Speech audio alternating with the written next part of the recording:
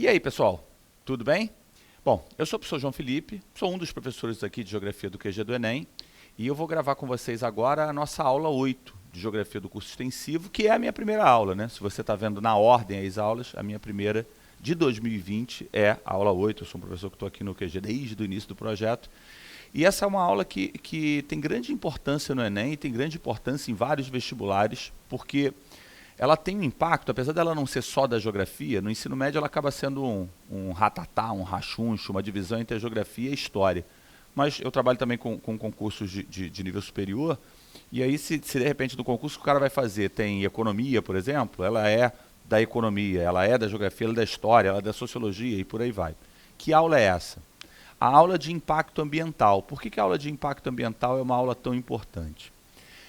Por biologia, né, que eu não citei, a biologia, essa aula de impacto ambiental, você vê que ela é tão, a matéria é tão especial que ela pode aparecer na tua prova de ciências humanas, numa pegada geográfica ou histórica, porque obviamente esses impactos ambientais foram se acumulando ao longo do tempo, mas ela pode aparecer na prova de natureza. Aliás, tem uma prova que é a prova de ciências da natureza, e aí a pegada pode ser biológica, mas se ela for muito técnica, pode ser a pegada química. Então eu posso imaginar, por exemplo, ou física, eu posso imaginar uma questão de chuva ácida, uma questão de ilha de calor, de aquecimento global, está mais difícil aí pelas questões políticas, né, que envolvem a polêmica com o governo atual. Mas, enfim, se cair um troço desse, você pode ter uma abordagem da física. Como é que, sei lá, a energia luminosa vai ser transformada em energia térmica e tal. Isso é tipicamente física, trabalhando com onda e tal. Você pode ter uma questão de chuva ácida, questão química, qual é a reação eu não sei explicar a reação, mas enfim, vou lembrar do meu ensino médio, do enxofre com vapor d'água para formar o anidro sulfuroso, para chegar no ácido sulfúrico, blá, blá, blá. Isso é química. Você pode trabalhar com a biologia, os impactos, mas espera aí, essas coisas acontecem onde? No planeta, em tal cidade que usa muito carvão, em tal área. Então, se tem um componente territorial, é também geografia. Eu diria o seguinte, sem nenhuma pretensão, sem nenhuma arrogância, porque não é colocar como mais importante. Mas é legal, talvez, para esse tema, que tem abordagem química, física, biológica, geográfica, histórica, a aula de geografia ser a primeira. Acho que é interessante, porque a gente acaba, é bem uma marca da geografia, né? Essa percepção mais geral. Obviamente que eu vou dialogar com história, que eu vou começar, inclusive, mais por uma parte histórica, para mostrar como é que a gente chegou a isso. Como é que a gente chegou a 2020? Com essa discussão de que, sei lá, pela primeira vez na história está fazendo 20 graus na Antártica. Estamos no verão, mas ainda assim 20 graus na Antártica. Por que é isso? Tem uma trajetória nisso. E aí o que me parece é que essa abordagem da geografia ser a primeira na tua preparação pode ser uma boa, justamente por essa abordagem mais geral. Beleza? Vamos lá então? Então, título da aula, aula 8, Impactos Ambientais e Desenvolvimento Sustentável, ela fecha as suas aulas de geografia física. Então, da aula 1 não, que a aula 1 é uma aula de conceitos fundamentais, mas das aulas 2, 3, 4, 5, você vai trabalhando com natureza. Mas natureza dura. Aula de clima, aula de relevo, aula de vegetação e tal. Agora, não é uma aula de natureza. Ela é natureza também, mas ela é uma aula que ela trabalha na interface sociedade-natureza. Porque se eu vou trabalhar com impacto ambiental, eu vou falar de ações humanas que vão ser impactantes para a natureza. E como eu vou falar desses impactos, eu tenho que fazer 3 aulas com vocês. A gente tem 3 blocos de 20 minutos, mas não precisa cortar assim. Mas na minha cabeça tem 3 aulas. Uma é o desenvolvimento histórico dos impactos que levaram até a situação atual, porque se eu voltar para o século XV, não teria sentido uma aula discutir. Não só não existia o conceito de desenvolvimento sustentável, que é um conceito que tem aí, sei lá, 30 anos, 30, pouco mais, né? 35, 37 anos. Porque o conceito de desenvolvimento sustentável ele faz parte de reuniões da ONU que começaram nos anos 80, mas ele só foi cravado mesmo em 87, então seriam 33 anos. Não só não existia esse conceito, que eu estou lá no século XV, XIV e tal, como o volume dos impactos era menor. Então acho que é legal a gente fazer primeiro essa linha do tempo. Aí depois a gente faz um trabalho mais político, dos conceitos, das reuniões da ONU. E a gente trabalha no final a linha dos impactos mesmo. Ah, mas João, os impactos mesmo não é a coisa mais da química, física e biologia? Vai ser rapidinho. Eles fazem a parte técnica, mas eu quero dar uma abordagem. Onde acontece mais isso? Por que acontece ali? Qual é a consequência? Beleza? É trabalho de parceria, trabalho conjunto. Vem na tela, galera. Vamos dar partida, porque o tempo de vocês é caro, o meu também. A Revolução Industrial e a intensificação dos impactos ambientais. O que eu acabei de achar aqui? Acabei de achar um marco para a intensificação dos impactos. Entenda. Geografia, vamos lá, volta para a aula 1. Geografia não trabalha com espaço, território, lugar, região, não é assim? Paisagem. Esses conceitos têm o que em comum? Cada um tem lá uma acepção, uma definição, mas eles têm um ponto em comum, que é a nossa obsessão locacional. Quando eu combinei a gravação do QG, como é a minha primeira do ano, e a gente teve troca de estúdio esse ano, a minha pergunta para Maris, que é quem está coordenando, foi assim, onde vai ser? Ah, na Presidente Vargas, que eu não sei o que. Eu até esqueci que estou gravando num sábado, que já é fim de semana anterior ao carnaval, que ia ter bloco. Quando eu saí, eu falei, ih, caramba. Eu achei que eu tinha dado uma baita atacada. Eu falei, já que é no centro pegar, sabe que é vazinho, idiota, não sou carnavalesco, não sou fulião, esqueci desse detalhe. Mas repara que eu sou um cara que me preocupa muito com onde. O onde para a gente na geografia, como campo de estudo, ele é muito importante. E aí o que você tem que pensar é, a Revolução Industrial ela é um marco para a modificação da relação sociedade-natureza, porque a geografia trabalha com a dimensão espacial que é dada pela relação sociedade-natureza. O que é espaço? O que é território? O que é lugar? Vê se você não tem essa relação sociedade-natureza. Quem media essa relação sociedade-natureza? Como é que eu produzi o espaço geográfico no século XI? Tá, volta mais. Como é que naquelas primeiras cidades, sabe onde é que surgiram as primeiras cidades do mundo? Há 6.000 anos, 8.000 anos? Tem aquela revolução neolítica, aquela revolução agrícola, e aí os caras começam a se aglomerar próximo das áreas que eles vão plantar.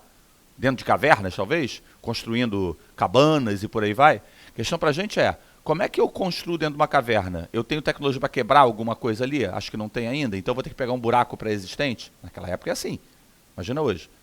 Então repara que a tecnologia ela media a relação sociedade e natureza. Eu não estou dizendo com esse slide, um slide até certo ponto impactante, pode ser que isso aqui seja Londres, é possível que seja Londres, né? Normalmente vai ser uma cidade inglesa que a gente vai usar, nunca fui a Manchester, nem a Liverpool, não sei. Normalmente essas cidades têm um rio importante passando no meio, porque cidades mais antigas têm essa dependência da água na origem, lá na localização. Mas enfim, vou chutar que seja Londres, mas não tenho certeza. E aí, cara, chaminé pra cacete, fumaça pra cacete, isso é o quê? Século XVIII, século XIX e tal. Eu não estou dizendo para vocês que isso aqui iniciou os impactos ambientais, mas estou dizendo para você que isso aqui mudou a escala dos impactos. Aquele cara lá da Revolução Neolítica, quando ele foi plantar, ele causou impacto ambiental. Isso já caiu no Enem, cuidado. Ele causou impacto ambiental. Como é que ele causou impacto ambiental? Cara, ele tacou fogo, ele fez queimada para liberar espaço, tinha uma área florestal, ele tirou a madeira, tacou fogo no que sobrou para plantar ali. Isso é impacto ambiental. Mas repara, até 8.000 anos, gente, 1.000 anos, 500 anos, 300 anos, a técnica era pouco desenvolvida. Aí vem a Revolução Industrial. O ser humano começa a desenvolver técnicas cada vez mais avançadas e o volume dos impactos muda, a escala dos impactos muda. Então, se cair na tua prova a história das relações sociedade e natureza, como a geografia estuda, notadamente espaço geográfico é o nosso grande conceito, como a gente valoriza muito essa questão locacional, o que eu tenho que pensar é, eu venho causando impactos desde que houve a sedentarização dos povos, revolução agrícola, revolução neolítica, mas quando eu chego na Revolução Industrial, que começa na Inglaterra e depois se espalha para outros lugares e hoje é um fenômeno, né, a indústria, a produção industrial de vários e vários países, os impactos mudaram de patamar. Aí a discussão é, os impactos mudam de patamar e a nossa relação com a natureza muda no sentido de a nossa percepção muda? Porque ao longo da história, até bem pouco tempo, tá? E algumas pessoas continuam tendo essa visão que eu vou falar. Predominou uma visão utilitária de natureza. O que é a visão utilitária? A natureza serve para quê? Para oferecer coisas. Quando eu começo a tirar demais da natureza, jogar resíduos demais na natureza, ela começa a dar sinais de fadiga. Minha pergunta é, a Revolução Industrial é o marco da mudança dessas escalas. À medida que a escala dos impactos aumentou, a minha relação e a minha percepção da natureza mudou ao mesmo tempo, concomitantemente? Não. Eu comecei a adotar medidas de contenção dos impactos, de maneira geral, não. Então, é esse descompasso do aumento da intensidade dos impactos com uma não ação, como a inação humana. Você vê, eu estou em 2020, século XXI, e até hoje você tem gente que resiste a isso. Não, importante é a economia, importante é a economia. Você imagina como é que foi lá no século XVIII, XIX. Volta para cá. Que é uma piada sem graça, né? Manchester é uma cidade do carvão, logo um polo industrial fundamental lá, e alguém pintou lá a maravilhosa Manchester, tudo.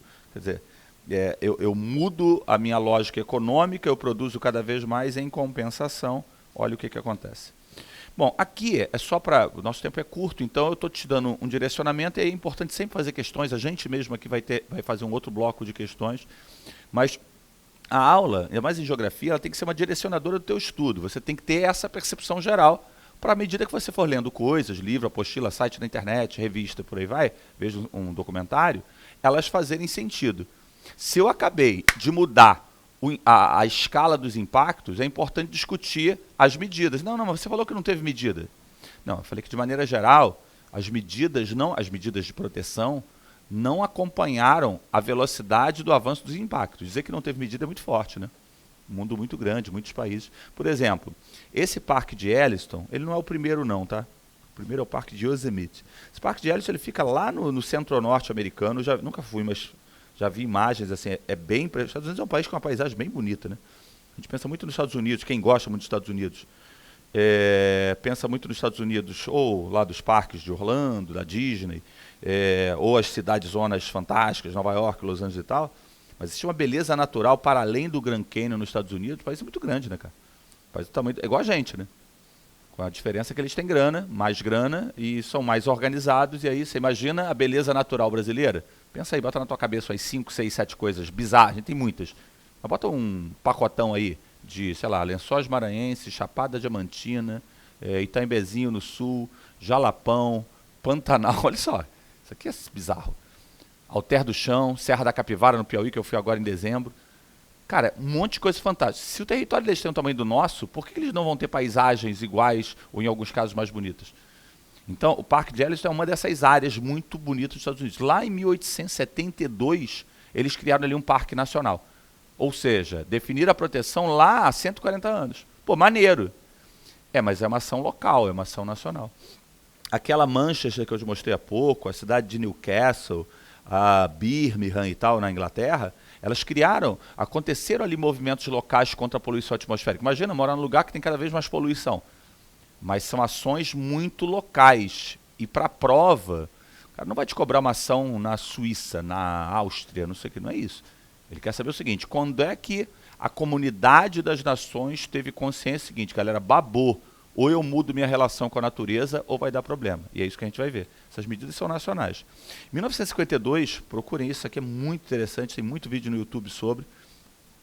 Em 1952, nós temos o chamado Great Smog, ou o smog assassino. Smog é a junção da palavra smoke com a palavra fog. Fog é o nevoeiro londrino, famoso nevoeiro londrino, smoke é a fumaça. Então, o que aconteceu simplesmente foi, gente, no inverno desse ano aí, morreram de 5 a 10 mil pessoas em Londres. Hã? Oi? Não entendi. Pois é, por que eu falei de 5 a 10 mil pessoas? Estou dobrando aí o número. Porque são as pessoas que morreram ao longo da sequência de inversões térmicas, que eu vou te contar daqui a pouco o que por problema respiratório, mas também tem um número depois, você não sabe, pessoas, principalmente idosos, que morreram 8 dias depois, 12 dias depois, tem a ver com isso. Mas tem casos mais inusitados. Quem viu a série The Crown, né, que é sobre a vida aí da Rainha Elizabeth, deve ser uma série longa, porque ela tem 1000 anos, né? Então, imagino que deve estar na 85ª temporada. Na primeira temporada, se eu não me engano, uma assessora do Churchill morre atropelada por um ônibus, aqueles ônibus de Londres, de 2 andares, justamente porque está na época, na fase do Great Smog. Inversão térmica acumula poluição, está noite. A pessoa está atravessando a rua no centro de Londres, 10 da manhã, mas está noite, está tudo escuro, e ela é atropelada. Imagina, repara, com todo respeito às cidades do mundo, algumas cidades são mais impactantes, pô. Quando você tem de 5 a 10 mil mortos por causa de poluição, a Inglaterra queimando carvão de péssima qualidade, a pressão, principalmente dos países ricos, para um desenvolvimento do ambientalismo aumentou. Não foi do nada. Não é a conspiração que o próprio presidente do Brasil acha, não, porque as ONGs... Deve ter ONG pilantra também, mas ele acaba pagando por uma questão política, porque política é muito sujo, né? Ele tem lá o público seguidor dele que acredita em tais coisas, então ele fala aquilo. Do outro lado acontece uma coisa muito parecida. Eu criei um canal de YouTube, porque eu viajo e vou fazendo meus vídeos lá. É só botar meu nome que você vai achar, professor João Felipe. E é impressionante que eu dou aula há 30 anos, tenho minha opinião política, e o que é opinião eu vou e falo o que é opinião. E faço análises técnicas. Você sabe que mesmo fazendo assim, mega equilibrado, tem hora até que eu falo menos do que eu gostaria de falar, mas pô, tô no vídeo, a pessoa não me conhece e tal, porra, ainda aparecem lá. E é engraçado que o mesmo vídeo causa a reação irada dos dois lados. E aí o cara fica, absurdo, não sei o que, o outro. Eu falei, dialoguem vocês, porque você está dizendo que esse vídeo é de mega de esquerda e esse é mega de direita, você tem que decidir aí. Para você ver como é que o cara já não consegue enxergar nada. Então política é uma coisa meio complicada. Agora, simplesmente chegar e achar que ONG é ambientalista, o ambientalismo veio por uma conspiração que quer pegar os recursos dos outros, desculpa, querido, ou você é mal intencionado, não estou falando só dele não, estou falando de todo mundo que está falando disso, ou você ignora os fatos. Foi um processo.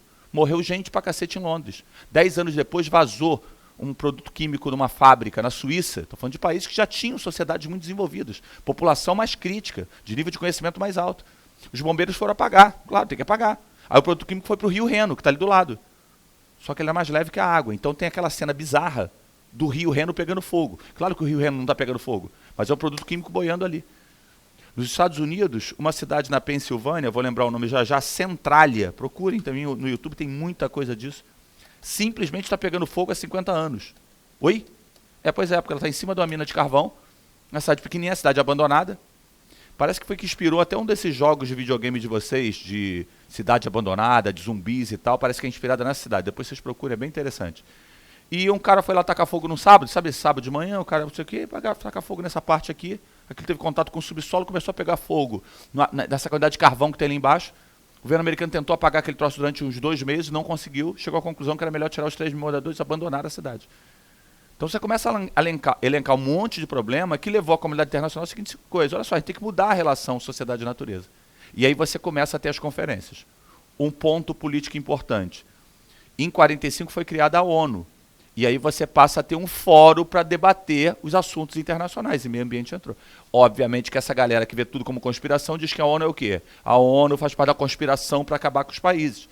Pô, mas aí você negar que a ONU foi criada depois da Segunda Guerra, para evitar uma outra. Eu não estou dizendo que ONU, ONG, governo, oposição não cometam erros e façam coisas.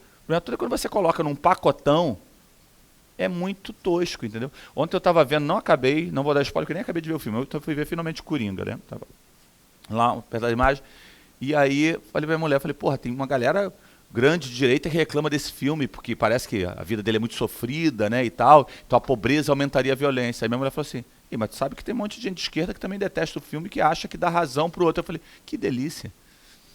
Pra mim, eu não vi o filme ainda até o final, mas pra mim, isso é a metáfora dos dias atuais. Você enxerga... Cara, quando você olha para uma paisagem, você não vê a paisagem só. Você vê aquilo que está atrás dos seus olhos, aquilo que você quer enxergar. Sabe pênalti pro teu time? Foi ou não foi? Sempre foi.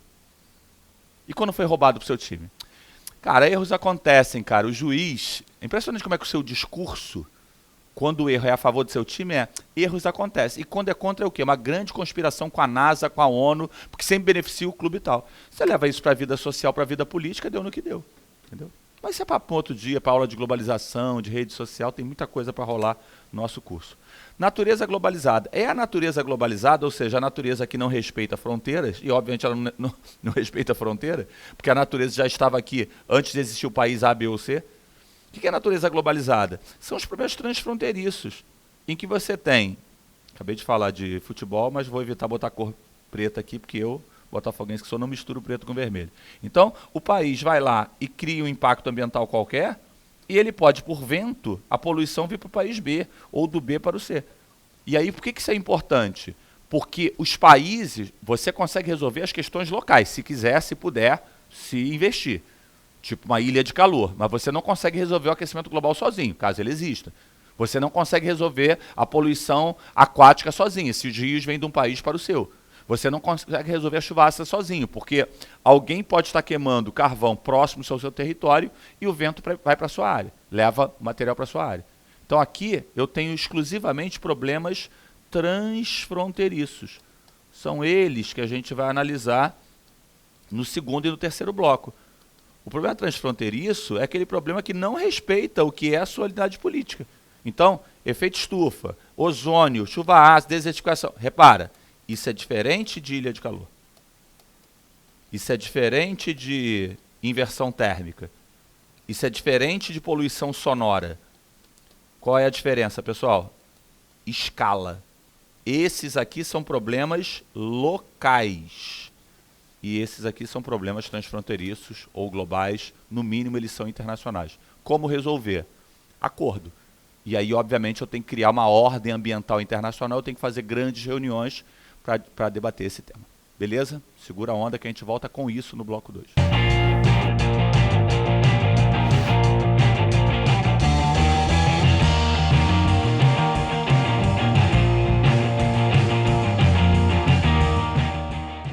Bom, como eu finalizei no bloco 1, o que eu vou te falar nesse início do bloco 2 é o seguinte: nós temos o problema posto.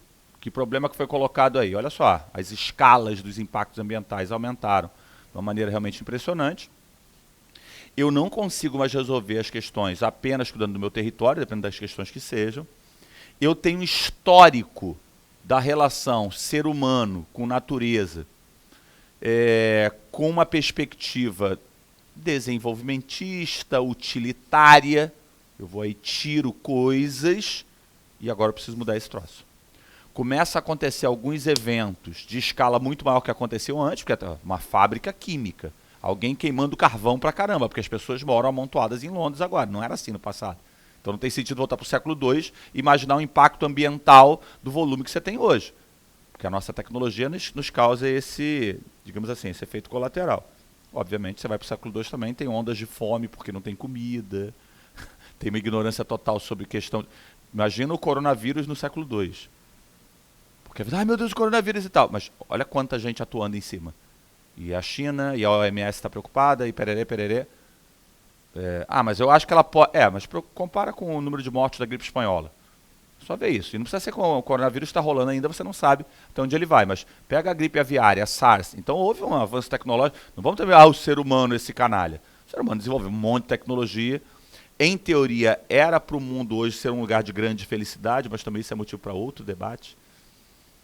O sentido da capacidade de produzir, olha o que a gente consegue produzir agora. A própria fome que eu falei há pouco, você vai falar, mas ainda tem gente passando fome. Mas não é por incapacidade de produzir comida, muito pelo contrário. Você tem um excesso de capacidade de produzir comida. Você, em vários momentos, paga para o produtor não plantar, que é para não sobrar e o preço não cair. E o cara que passa fome? Não tem dinheiro. Não tem dinheiro, não vai produzir. E não sei nem qual é a solução também. Se tivesse, deveria ser presidente. Se bem que não sei. Não sei exatamente se é esse o critério. A ideia básica é que a tecnologia criou coisas fantásticas, ao mesmo tempo que causou subprodutos em escala cada vez maior. Eu tenho um fórum agora que é a ONU. Detalhe, a ONU foi criada em 1945, mas a ONU, ela não, quando ela é criada, ela tem várias agências, né? Para refugiados, o Acnur, para, falei agora, saúde, OMS, para cultura e ciência, Unesco, tem várias, aquela Unicef para infância, não sei o quê. A agência da ONU para meio ambiente, o Fórum da ONU para meio ambiente, a ONU é de 45, a reunião que a criou é de 44, em São Francisco, na Califórnia, e ela foi implementada efetivamente em 45. A ONU, quando foi criada, as agências vão sendo criadas logo nos meses e anos seguintes, mas a de meio ambiente é só em 73.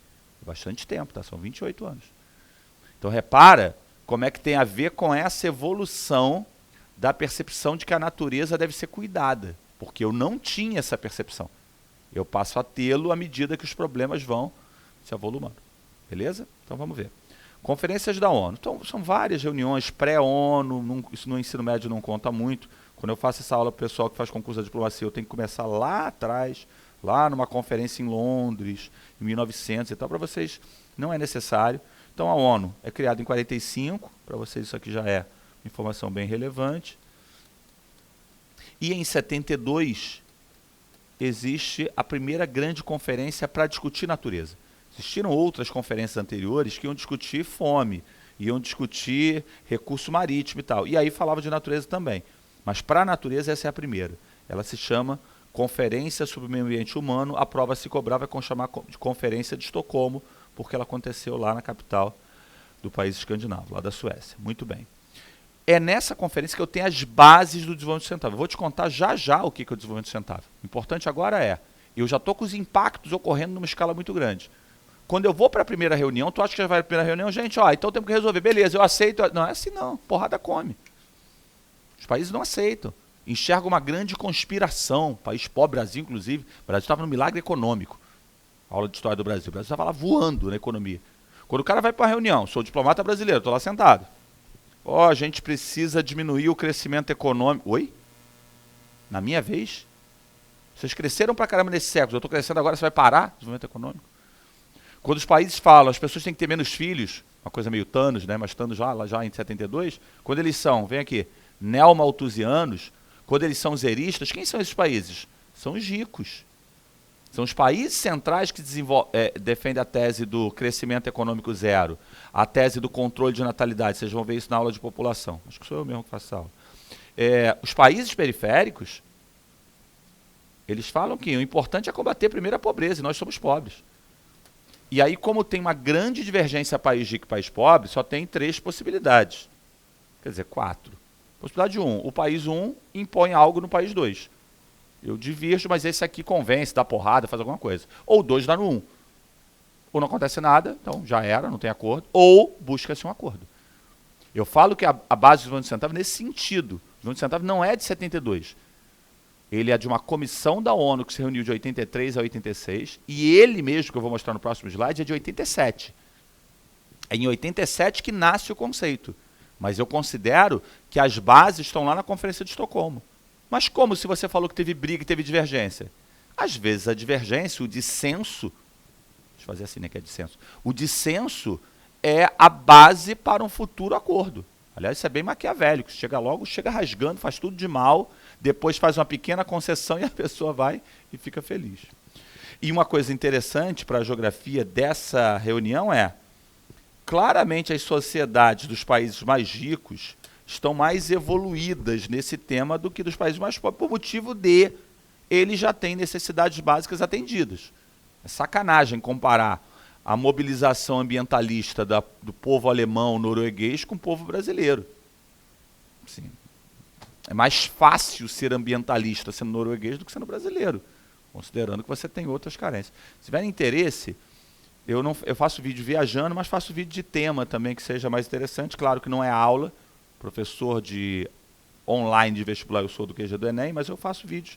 Quando acontece alguma coisa muito palpitante, todo mundo está comentando. Procura um, você vai ter que ir lá no canal e procurar todos. Os que são do QG, inclusive, eu boto lá, mas coloco numa playlist, aulas, não sei o que, tem alguns, né? O canal do QG, obviamente, é muito maior. Para achar a minha aula especificamente, é melhor ir lá. Mas tem um, quando o Bolsonaro ficou brigando com a Merkel, não sei se vocês lembram lá, acusações por causa do Fundo Amazônia e tal. Eu não lembro agora. Bom, é divergência, Bolsonaro-Merkel, alguma coisa assim. Procura lá que você vai achar. É coisa de 6 meses, 8 meses atrás. E aí, assim, defendendo aqui um pouco o lado de cá, de um presidente mesmo que não seja o da minha simpatia, não tenha tido meu voto, e não terá nunca.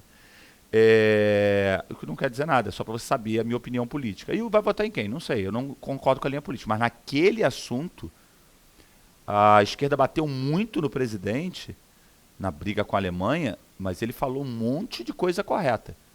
É claro que puxou para o lado dele, mas quando ele falou assim, a Alemanha tem muito o que aprender com o Brasil em meio ambiente, na verdade, a Alemanha é mais poluidora que a gente hoje e está melhorando.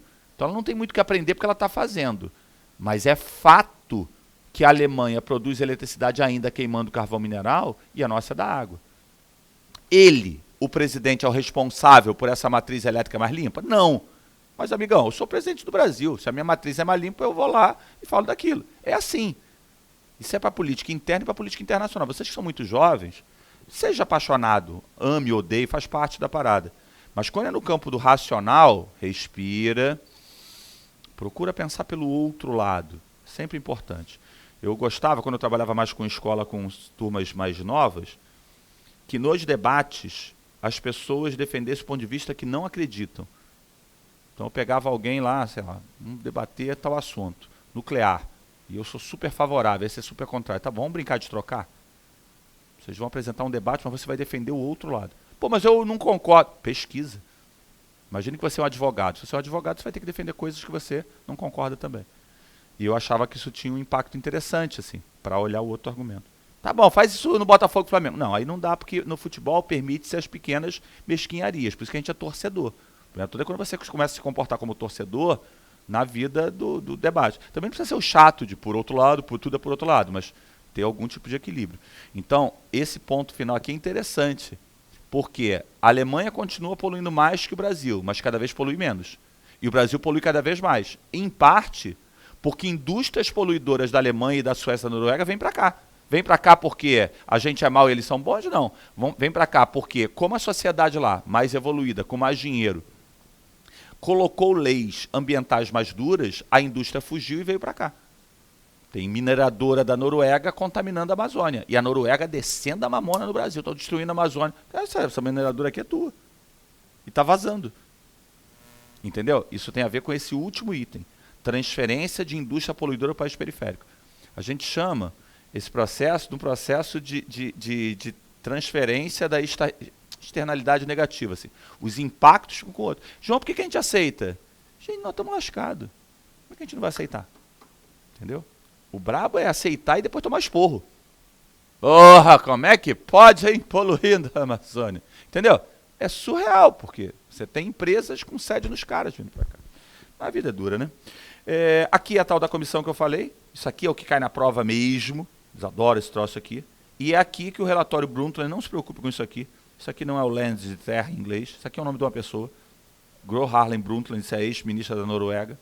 E eles criaram a definição dos 11 centavos. Tem que saber essa definição aqui. João tem que decorar essas palavras. Tem que saber essa ideia. Repara, desenvolvimento sustentável, como ele vem de uma briga entre quem defendia o lado econômico e quem só se preocupava com o lado natural, ele vem para ser o acordo. A atividade para ser desenvolvimento sustentável, ela tem que ser economicamente viável, ela tem que ser ambientalmente consciente, e ela tem que ser socialmente justa. Onde é que está o desenvolvimento sustentável? Aqui, ó. Por isso, quando o cara apresenta um problema na prova do Enem, pede uma solução, e a alternativa A é proibir o... Só se for um proibir muito localizado, entendeu? Proibir tal coisa em tal área, aí beleza. Se for proibir no macro, proibir a ocupação da Amazônia. Você vai ser o presidente, tá? E você é ambientalista. Vocês são melhores do que eu, como intenção. Minha primeira coisa que eu vou fazer é preservar a Amazônia. Que lindo, que bonito. Como é que você vai fazer isso? Não pode ter exploração econômica. Sabe quanto é a população da Amazônia? Vários de vocês estão vivendo na Amazônia, porque os outros não sabem que Manaus tem 2 milhões e 200 mil pessoas, Belém está chegando a 2 milhões, não sabem que moram na Amazônia 20 milhões de pessoas, que é a população do tamanho da Austrália. Se mora ali 20 milhões de pessoas, se de cada 10 brasileiros um mora na Amazônia, obviamente eu vou ter alguns econômicos. O ideal é trocar uma atividade econômica poluidora por outra não poluidora. Mas se você focar só no meio ambiente e não enxergar que ele tem que estar associado à economia, está fora. Mas é aí que tu tem que ser esperto. E perceber que uma letra A proibir não sei o que não deve ser o gabarito. O gabarito costuma ser harmonizar. Por isso que o gabarito é muito reciclagem, energia solar e eólica, que também causa algum impacto. Reuso da água. Ou seja, alguma coisa que seja ambiental, é isso que a gente quer, mas ela tem que ser economicamente viável. Se não for economicamente viável, ela para e volta uma atividade predatória. E ela tem que ser socialmente justa. Eu não conheço o cara lá da Natura. Sei que a Natura vale uma grana na Bolsa de Valores. E que ou eles são os pilantras e estão aproveitando que parte da população está preocupada com o meio ambiente, ou eles se vendem bem como empresa ambientalista. Natura hoje é uma empresa internacional. Tem loja da Natura em Paris. Tem um bairro lá de Paris chamado Marais. Escreve assim, ó. Se você escrever Natura e esse nome aqui, você vai encontrar a loja. É um bairro que já foi rico, depois ficou pobre, agora está retomando, está gentrificando, que eu conto na aula de urbana, e tem lá uma Natura. E, pelo menos no ano passado, eles na entrada, bem localizado, uma rua importante lá, eles têm os letreiros eletrônicos que eles ficam botando informação assim. A Natura financiou replantio de não sei quantas árvores na Amazônia. A Natura lançou a linha Ecos. Ela sabe que o público francês e o turista que está ali em Paris tem um apego à questão natural. Então, repara que ela faz daquilo um negócio. Eu não estou dizendo que ela é pilantra. Espero, inclusive, que não seja. Eu sei que ela fala aquilo que vai ao encontro do que aquele público quer ouvir. Sacou? E aí aquela história se encaixa com essa lógica que eu tenho que harmonizar. Isso é muito importante na prova. Tá?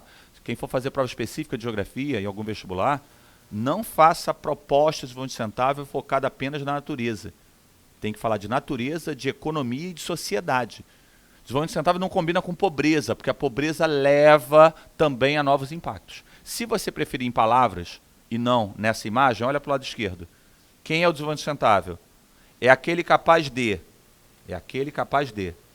suprir as necessidades do presente. Eu pergunto, vai ter uso ou está proibido o uso? Vai ter uso. É preservacionismo? Não. Anota isso. Preservacionismo é intocabilidade. Não usa.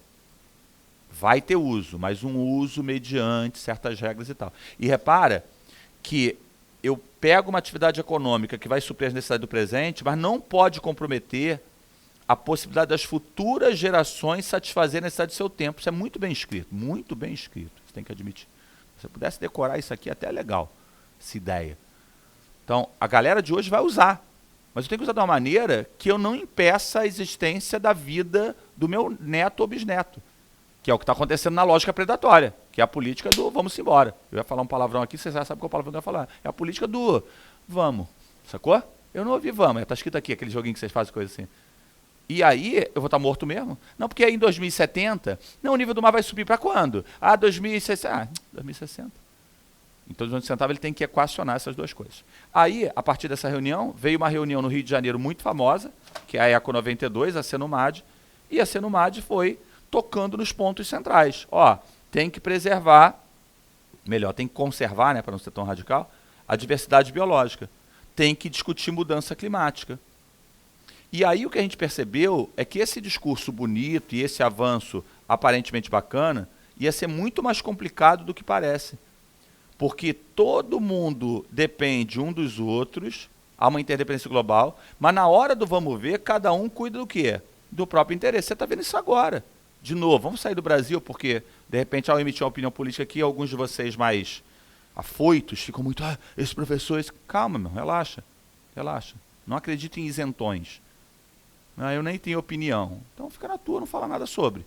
Mas, de maneira geral, as pessoas disfarçam as suas opiniões, né, num discurso mentirosamente imparcial. Mas vamos sair do Brasil, porque eu sei que a polarização está muito grande. Vamos pegar um outro lugar. Quando um presidente aí pelo mundo vai lá e toma medidas contra o carvão, então, presidente, você é ambientalista, você concorda com ele, Obama. Vai lá, taxa o carvão e o imposto que você recolhe, o dinheiro, você patrocina solar e eólica. Você é cara da Califórnia, isso aí, natureza. Mas lembra que tem um cara que trabalha com carvão. Tem um cara que, ao usar uma energia mais cara, porque a energia limpa no início vai ser mais cara, o produto dele vai ficar mais caro. Aí vem outro presidente, que é o Trump. Primeira medida dele, cortar os subsídios à solar e eólica, acabar com o imposto do carvão. É bondade, maldade? Não, na verdade são pessoas que vão falar para o interesse de certos grupos. E o que a gente percebe é isso. Existe um discurso global, mas nem todo mundo que está falando que vai defender a Amazônia está preocupado com a Amazônia, né, amigão? A Amazônia tem muita água, tem muita biodiversidade, riqueza de subsolo. Então aí cabe a você é ambientalista, mas cuidado para não sair atacando só o governo brasileiro, achando que apenas ele é isso, ele é aquilo, destruidor da floresta. Porque parte também dos detratores, dos críticos, estão usando a natureza. Não confio lá no presidente francês. Por que o Macron é o cara que está preocupado com a Amazônia agora? Será que não tem mais a ver com a política interna dele? Falar contra o presidente do Brasil e da Amazônia não é uma coisa que melhora para ele. Então você tem que tomar um pouco de cuidado justamente por isso aqui. Bom, isso aqui é uma foto, aconteceu aqui no Rio Centro, no Rio de Janeiro, 3 a 14 de junho. Eu tinha acabado de me formar, eu tinha 1 ano de formado. Eu fui a algumas dessas... Aqui no Aterro do Flamengo tinha as ONGs atuando e tal. Foi uma fase interessante, mas eu acho que a gente foi um pouco ingênuo de achar que agora vai, agora está tranquilo, está de boa. E aí você, a partir dali, tem várias reuniões e decisões. Protocolo de Kyoto. Os países têm que reduzir as emissões de CO2. O americano nunca ratificou. A Austrália ratificou e depois saiu. Quando vier esses incêndios na Austrália agora, pode contar que a oposição do presidente australiano falou, tá vendo? Não assina o protocolo de Kyoto, não. Como agora tem um furacão nos Estados Unidos, o cara vai e cobra. Aqui no Brasil chove muito. Isso é meio... Eu não vou poder falar isso agora, mas... Isso é meio assodado. Você não pode pegar um evento meteorológico e dizer que é aquecimento global. Mas se começa a acontecer toda hora, é o caso de... Fica um pouco atento nisso. Um complemento. Também tem um videozinho meu lá. Estou complementando que a gente tem um volume de aula que não dá conta de tudo. Você pode ver que eu discuto a polêmica do aquecimento global. E, de novo, de boaça. Teu pai não acredita em aquecimento global, você acredita? Podem ver os vídeos juntos que vocês não vão brigar. Talvez até se abracem no final. Porque é a ideia de mostrar assim, isso aqui é polêmico, isso aqui não é polêmico, isso aqui é factual. O resto é paixão, né? Muito bem. E só fechando aqui tem várias, discutindo outros problemas, COP21. A COP21 é a tentativa de substituir o protocolo de Kyoto. Substituição do protocolo de Kyoto. Qual é a história? Olha só, os países têm que reduzir as emissões, porque o planeta não aguenta. Aí aquela história, entra o Trump. Não é porque o Trump é mau, mas ele é negacionista da questão do aquecimento global. A participação humana não é relevante. Ele tira o americano do acordo. É para sempre? Não, cara. Mais impactos, troca a presidência e tal, e a gente vai nesse processo evolutivo. Mas um processo bem conflituoso. Segura que a gente vai para o último bloco.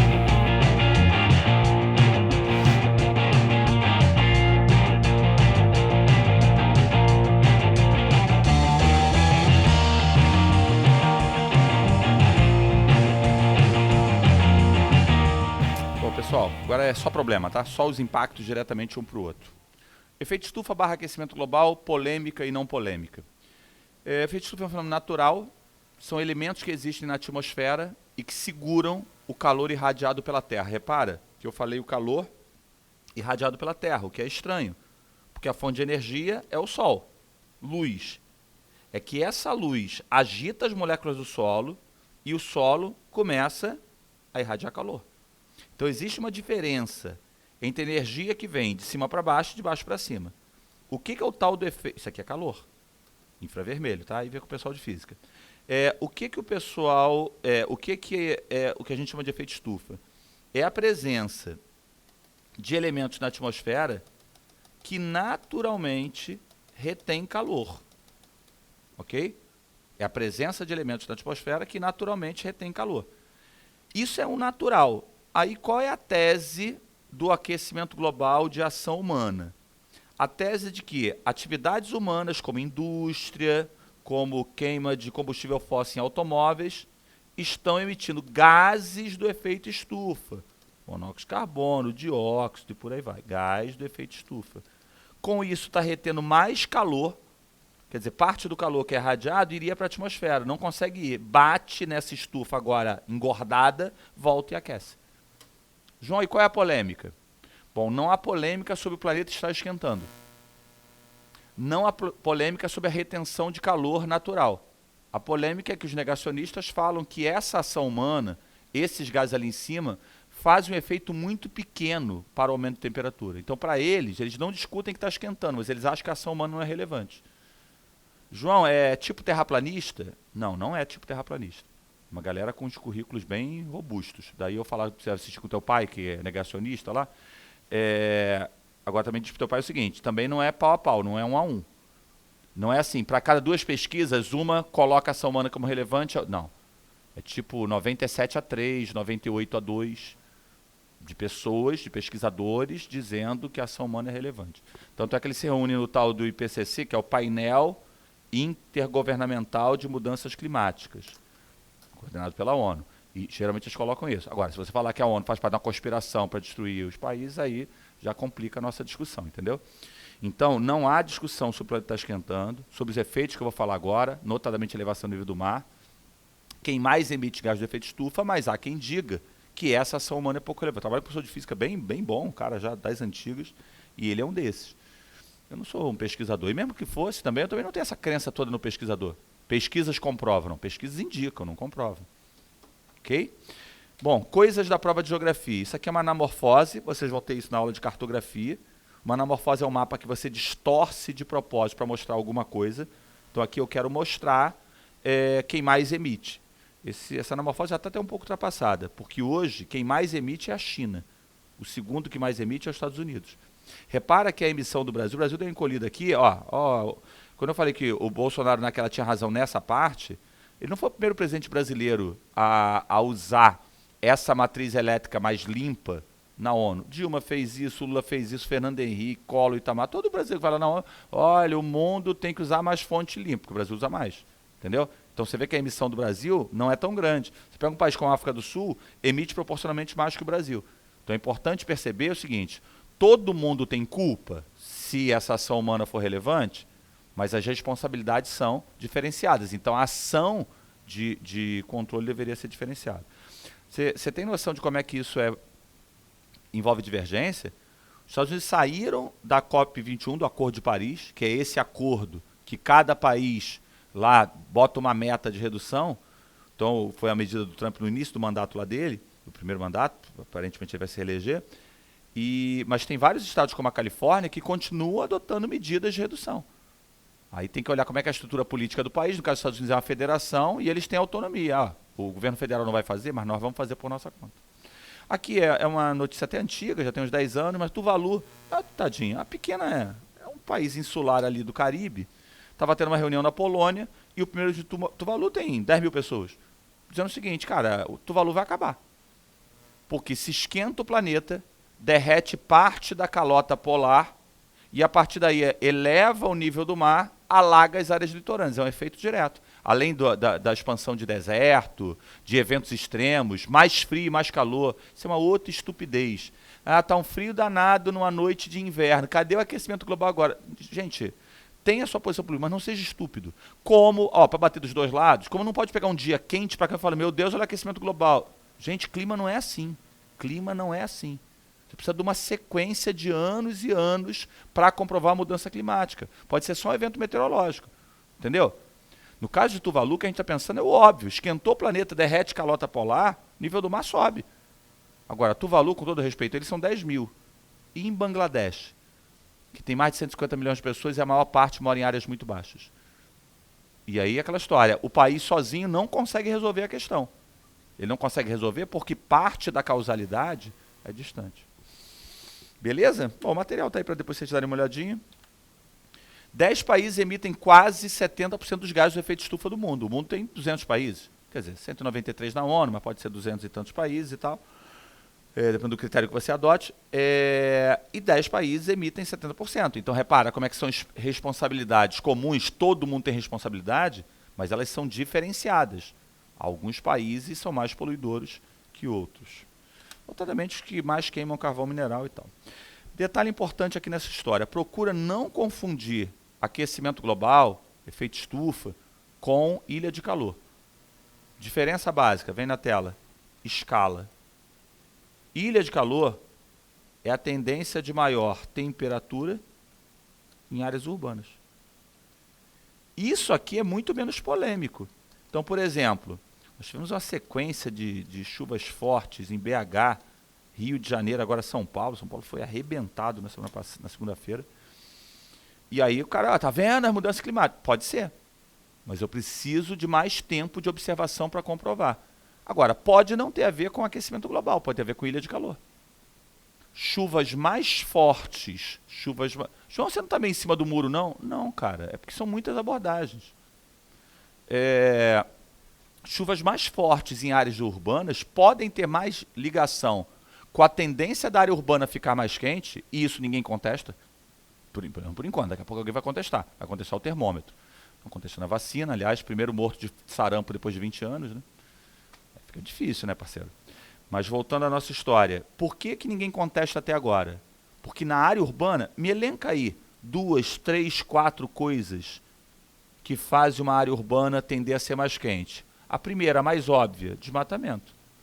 Você constrói área urbana e tira a vegetação. Quando você tira a vegetação, meu amigo, você suprimiu, você retirou um ar-condicionado natural, porque a vegetação tira calor, ela absorve parte daquela energia.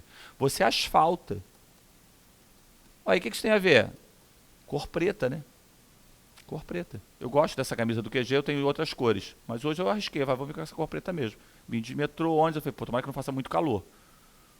Porque se eu andar ao sol, essa camisa vai me esquentar mais do que uma camisa laranja, ou uma camisa branca, e por aí vai. Entendeu? Se você asfalta o solo na área urbana, ele absorve mais luz. Se absorve mais luz, irradia mais calor. Uma outra, verticalização. Você constrói muito prédio. O que isso tem a ver? Se tem muito prédio, você dificulta a circulação do ar. E o vento atenua a temperatura. Então, é inquestionável. Isso aqui, ó, olha essas isotermas aqui. Isoterma é linha que une pontos de mesma temperatura. Olha como é que a temperatura na área central da cidade, nesse desenho aqui, ela está bem maior do que no entorno, provavelmente rural. Então, isso aqui é o centro da cidade. Aí o cara fala assim, aqui 24 graus. Aí é o cara aqui, umas vaquinhas, umas árvores, floresta e tal, 17 graus. Então, qual é a ideia? À medida que eu vou urbanizando, a tendência é que você mexa com a temperatura. Isso é aquecimento global? Não, isso é ilha de calor. Aquecimento global seria o planeta inteiro. João, e se tiver um monte de ilha de calor? no mundo todo não contribui para o aquecimento global? Gente, mas é porque as áreas urbanas, elas são grandes para a gente, né? O Rio de Janeiro é grande, São Paulo, Nova York e tal. Mas se você olhar o mapa mundi, os pontinhos que são área urbana não tem uma massa de ocupação espacial tão grande assim. Bom, 2 problemas já foram. Isso aqui a gente não vai fazer agora, porque a gente vai fazer no outro bloco só de exercício. Ozônio. Ozônio não cai mais, porque o problema da camada de ozônio está mais ou menos equacionado. Qual é a história?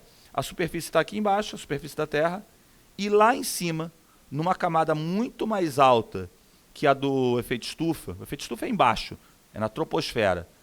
A camada de ozônio é lá em cima, é na tal da estratosfera. Eu tenho um grande acúmulo de ozônio, natural, tá? E esse ozônio tem a capacidade de filtrar a radiação ultravioleta. O que acontece é que ações humanas dos anos 60, 70, notadamente um tal de CFC, começaram a destruir, reagir com ozônio. Na verdade, o cloro do CFC começou a reagir com ozônio. E aí você teve, a gente não chegou a ter um buraco, mas uma redução da camada de ozônio, ela ficou mais estreita, tá? Não chegou a não existir, mas ficou mais estreita. Ficando mais estreita, ela começou a filtrar menos a camada de ozônio. Por que isso não tem caído na prova? Porque houve um acordo, que é o Protocolo de Montreal, banimos o CFC e a camada de ozônio está regenerando. Então, acho que só poderia cair para você, já não cai há anos, mas só poderia cair para você se fosse na linha do, tá vendo, gente, dá para fazer, a gente consegue. Eu acho, mas acho assim, uma coisa é trocar o CFC. O CFC era usado em ar-condicionado, tem um ar-condicionado aqui, ele já não usa CFC. Inventaram outros compostos, repara, era usado em spray, tinta spray, agora usaram outro. De certa maneira, a própria empresa que fazia o CFC foi fazer outra coisa, então foi mais fácil, menos traumático. Quando você vai para efeito estufa é bizarro, porque é petróleo, vai entrar solar. Amigo, a indústria do petróleo não quer perder. Entendeu? Não estou tirando aí a tua, não, esperança, vamos. Mas foi mais fácil fazer essa vitória na questão do ozônio do que será na questão do aquecimento global, caso a ação humana seja relativa. Aliás, não teria tanta gente negando a participação humana se não envolvesse tanto dinheiro, né? Você vê? Porque é muito interesse, de um lado e do outro. É o teu amigo representante de aerogerador, ele vende aquelas coisas que... E ele fala do aquecimento global toda hora. Amigão, ele vende a solução. Aí o teu outro amigo lá, que trabalha na indústria do carvão, tem nada disso. Desculpa, querido, tu é suspeito. Entendeu a história? Você tem interesses econômicos envolvidos nesse processo. Bom, para acabar a parte... não, acabar não, tem mais 2. A chuva ácida é mais da química, mas é bom pensar que um grande gerador da chuva ácida é o enxofre, e dos combustíveis fósseis, chuva ácida está ligada à queima de combustíveis fósseis. E dos combustíveis fósseis, o que mais impacta é o carvão mineral. Por quê? Gás natural gera chuva ácida? Sim. Petróleo gera chuva ácida? Sim. Porém, a quantidade de enxofre que você tem no carvão mineral chega a 5%, em alguns casos, é muito maior. Então você queima carvão mineral, a partir daí você libera o enxofre, reações do enxofre com vapor d'água na atmosfera, chuva ácida. Isso, cara, é da química porque ele trabalha com as reações, mas a geografia tem muita preocupação com isso aqui, ó. Os poluentes do ar são carregados pelos ventos e viajam milhares de quilômetros. Sendo assim, pessoal, se o cara pedir consequência da chuva ácida, pode ser corrosão de construções humanas? Pode. Faz sentido o mapa mostrando que tem mais chuva ácida em área urbana? Faz sentido. Mas se ele mostrar contaminação de uma plantação, pode ser chuva ácida. Acidificação de um rio ou lago numa área rural, contaminação de uma floresta, pode ser chuva ácida. Mas como? Se não tem a queima do carvão ali. Venta. Então fica atento que na química eles vão trabalhar essas reações que eu não sei fazer.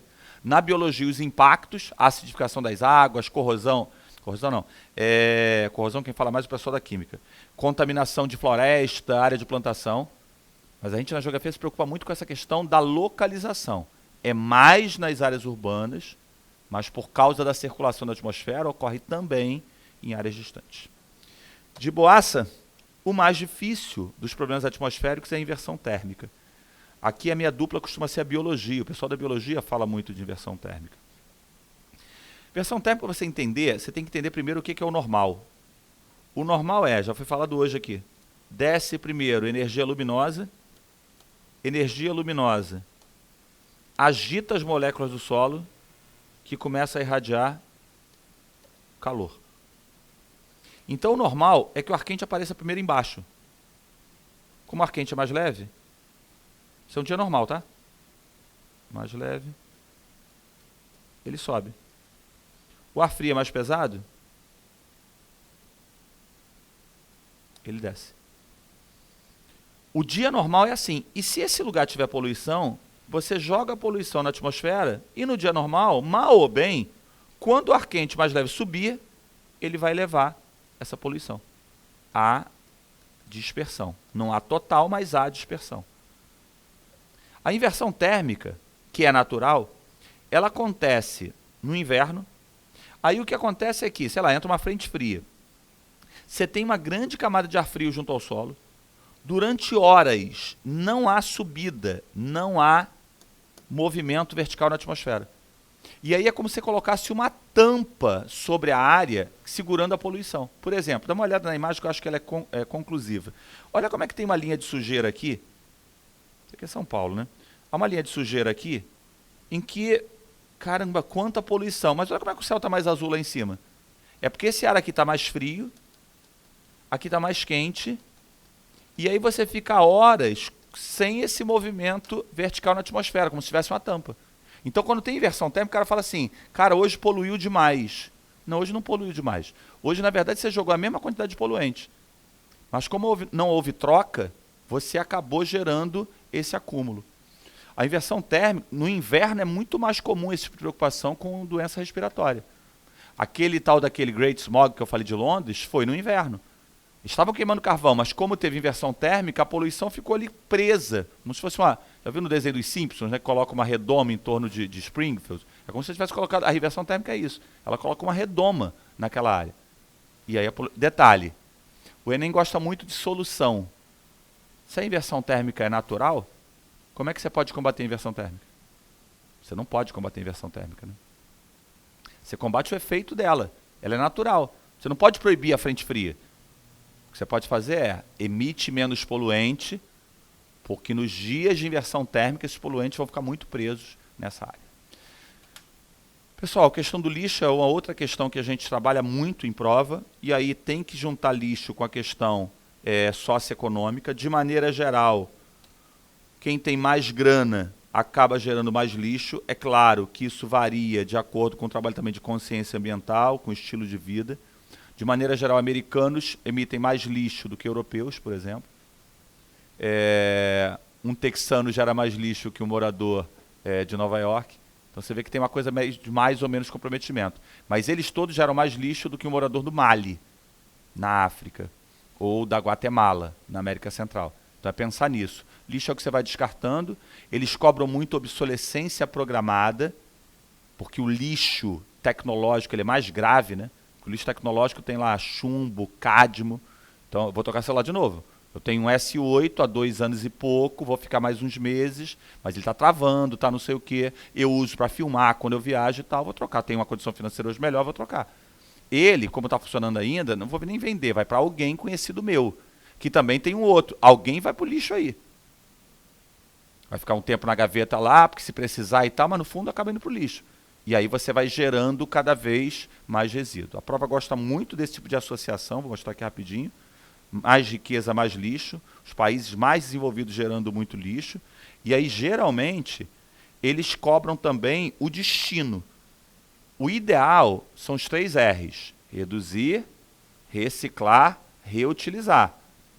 O reduzir é o ideal, eu produzir menos lixo, mas é difícil, porque a produção econômica vive disso. Você trocar uma coisa, e troca outra coisa, e troca outra coisa, e você vai despejando. Agora, fica muito atento com despejo em aterro sanitário. Aterro sanitário, gente, é obra. É assim, ó.